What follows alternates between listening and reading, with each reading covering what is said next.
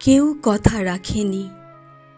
৩৩ বছর কাটল, কেউ কথা রাখেনি।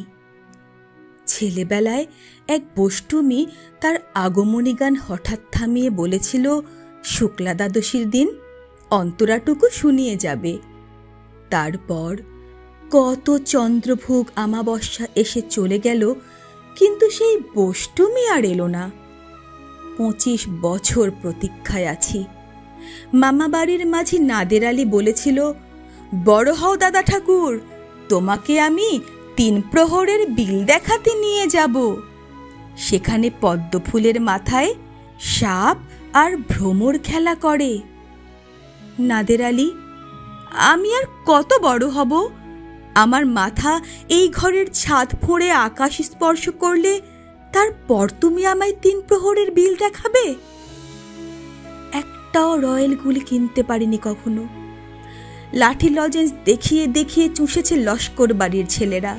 ভিখেরিদের মতো চৌধুরীদের গেটে দাঁড়িয়ে দেখেছি ভেতরে রাস উৎসবে অবিরল রঙের ধারার মধ্যে সুবর্ণ কঙ্কন পরা ফর্সা রমণীরা কত রকম আমোদে হেসেছে। আমার দিকে তারা ফিরেও চায়নি। বাবা আমার কাঁধ ছুঁয়ে বলেছিলেন, দেখিস একদিন আমরাও। বাবা এখন অন্ধ, আমাদের দেখা হয়নি কিছুই। সেই রয়্যালগুলি, সেই লাঠি লজেন্স, সেই রাস উৎসব আমায় কেউ ফিরিয়ে দেবে না।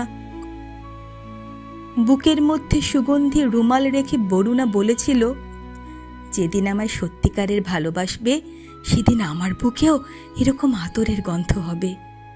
ভালোবাসার জন্য আমি হাতের মুঠোয় প্রাণ নিয়েছি, দুরন্ত ষাঁড়ের চোখে বেঁধেছি লাল কাপড়, বিশ্ব সংসার তন্ন তন্ন করে খুঁজে এনেছি ১০৮টা নীল পদ্ম। তবু কথা রাখেনি বরুণা।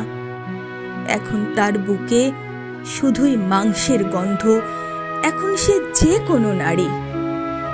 কেউ কথা রাখেনি। ৩৩ বছর কাটল, কেউ কথা রাখে না।